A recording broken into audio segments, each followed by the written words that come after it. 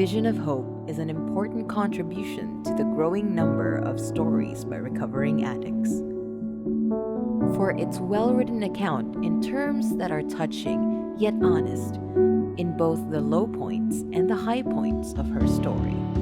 Leilani Faber's life story brings us to a conclusion that includes a current life and an optimistic future that should make her, her children, and her mother proud.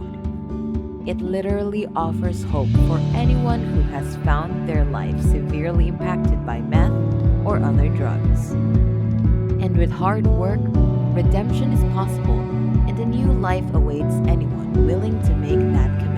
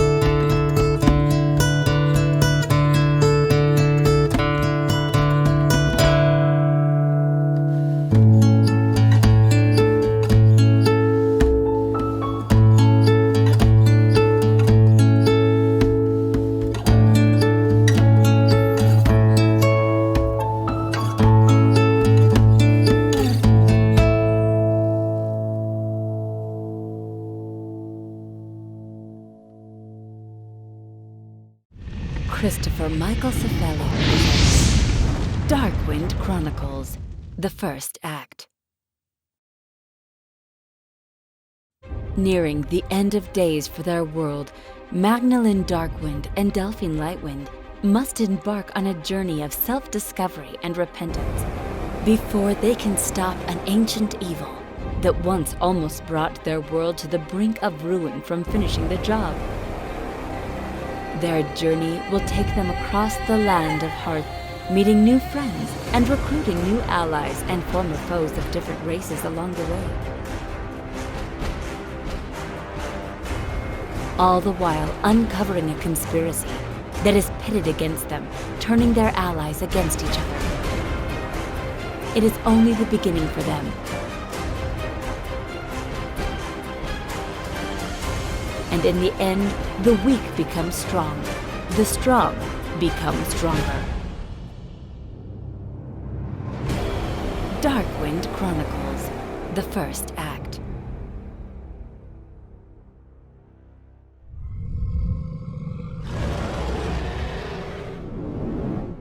Brought to you by URLink Print and Media. Christopher Cifelli presents The Darkwind Chronicles, the second act. Continuing where the first act left off, Magneton and Delphine must depart ways in order to gather enough information and recruit enough allies, in order to end eons of suffering brought into the world by a parasite that was responsible for inciting the Orcish horde, infecting Eternum and leading to the Mad War. Meanwhile, Jacob the Betrayer has been on an ill-conceived crusade against those who participated in these events, and has gone off the deep end. With everything coming to a head, the final battle is at hand. Darkwind Chronicles, the second act, by Christopher Cifelli. Available in all major online bookstores. Brought to you by URLink Print and Media.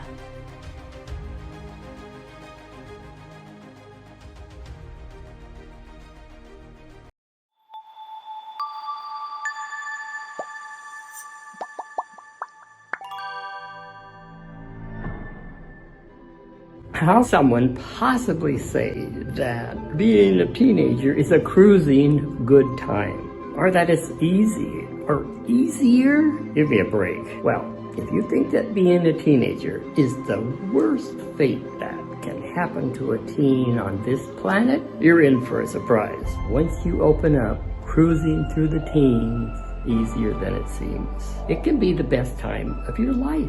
What's the worst possible thing that visits a teenager? Thinking. Does it ever stop? Most of your thoughts might be about feeling left out, feeling you're not good enough. Why wasn't I invited to that party? All these thoughts are repetitive, useless, they're false. Once teens are able to stop thinking about a difficult situation, they'll have access to an inner voice that's always there, not usually accessible because it's drowned out by the constant chatter of the mind. That voice wants what is best for you. And what's that? Cruising through the teens, easier than it seems.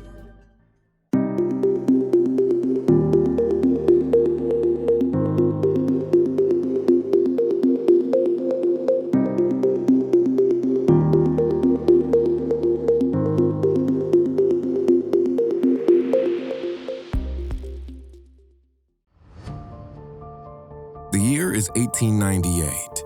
Commodore George Dewey steams towards Manila Bay to sink the Spanish fleet.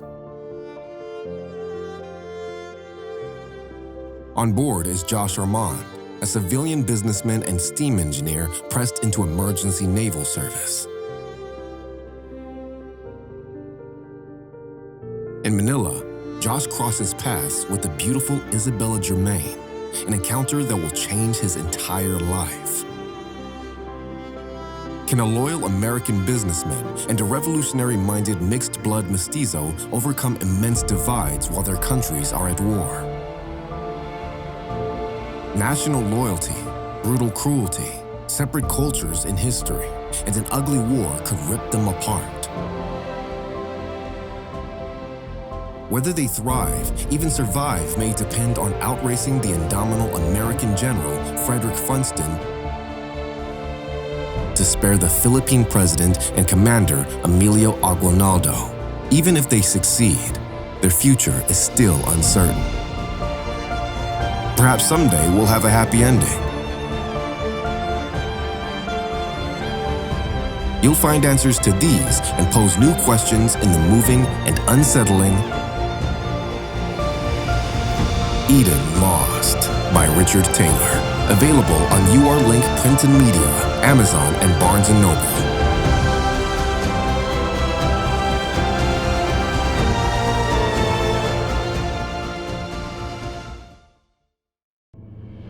The year is 1940. The United States totters on the brink of World War II. Joe, the only son of Josh Armand, is sent to Australia to learn the shipping business. Then he is directed to Manila to appraise a cargo ship for acquisition.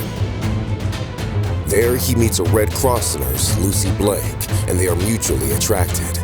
Their relationship, founded on local myths about Joe's father and the mysterious Isabella. As their relationship deepens, Japan attacks Pearl Harbor and American bases in the Philippines, placing them in considerable danger. Failing to escape Luzon, they become separated but link up with Philippine guerrillas just to survive until General Douglas MacArthur returns. Can they overcome the hardships of guerrilla life in the mountainous jungles and still preserve their love for one another? Can they even survive in a war with ruthless pursuers hot on their trail? Will Josh Armand, who vowed never to return to Manila, find Joe and Lucy and encounter firsthand the living legend of ethereal Isabella? Questions only answered in Return to Eden by Richard Taylor. Available on URLink Print and Media, Amazon, and Barnes & Noble.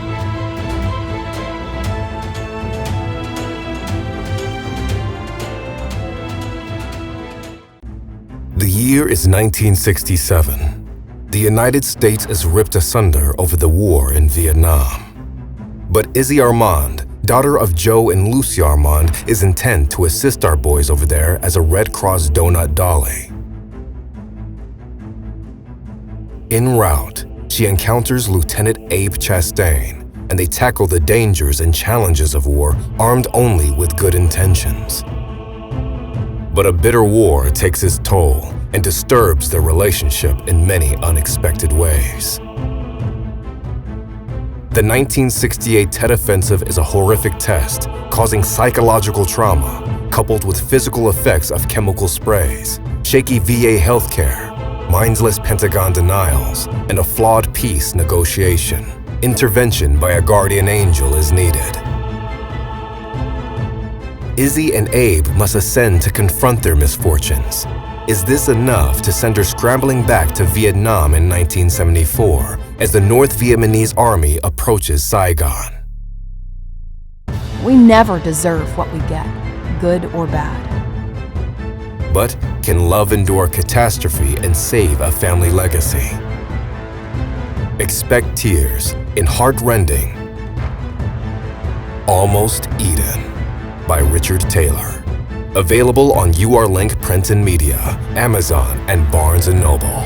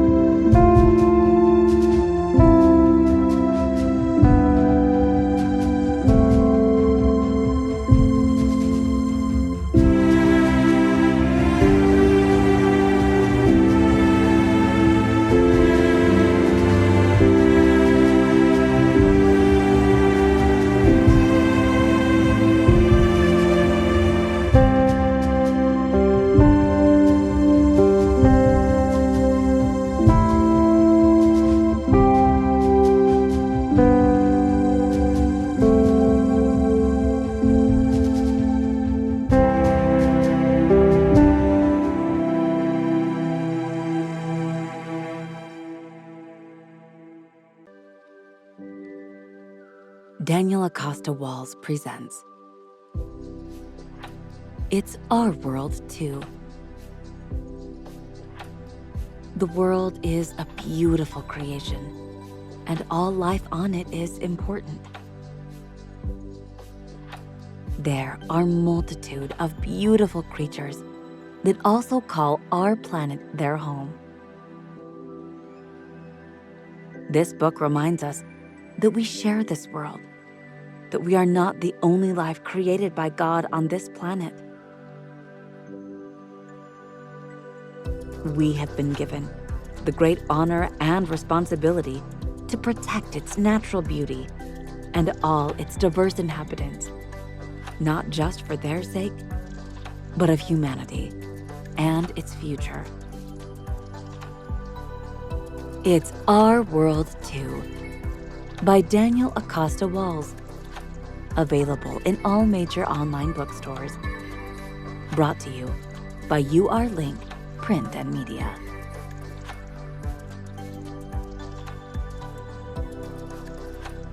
Leilani Faber wrote this children's book as a college class assignment in 1982.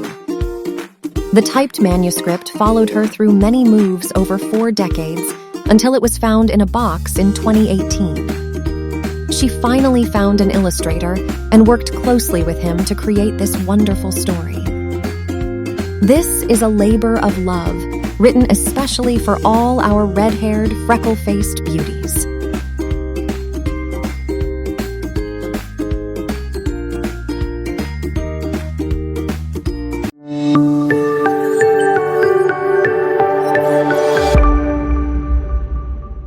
URLink Print and Media sent me a video to check out, and boy did it give me goosebumps. Seeing yourself asleep and dreaming is very trippy, but this is not the case with author Scott Challey. When he was reading some Bible verses about the Holy City in his office, he had visions. In his visions, he saw different images and scenes and described them clearly in his video.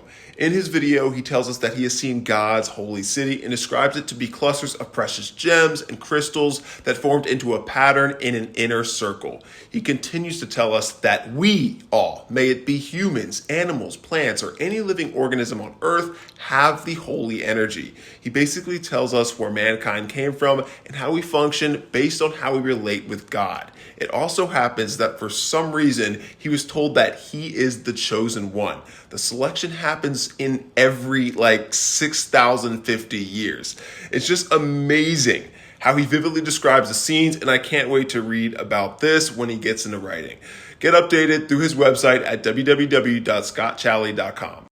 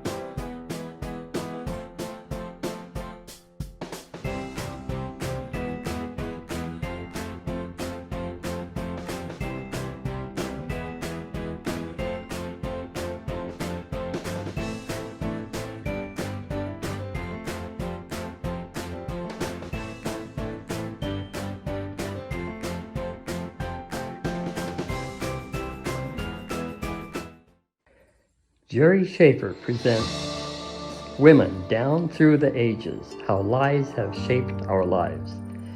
Would men admit it if they were afraid of women? Why else would men, since the dawn of history, treat women so shabbily? Sometimes seen as non-citizens or non-persons or defective men or as property.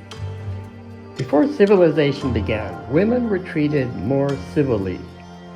In the hunter-gatherer times, women were revered. Many of their gods were female deities. When it came time to exchange prisoners during the early conflict between the settlers and the Native Americans, it was not unusual for the women to prefer to stay with the natives. Patriarchy, or the rule of men over women, is so ingrained in our lives that it is thought to be natural and inevitable.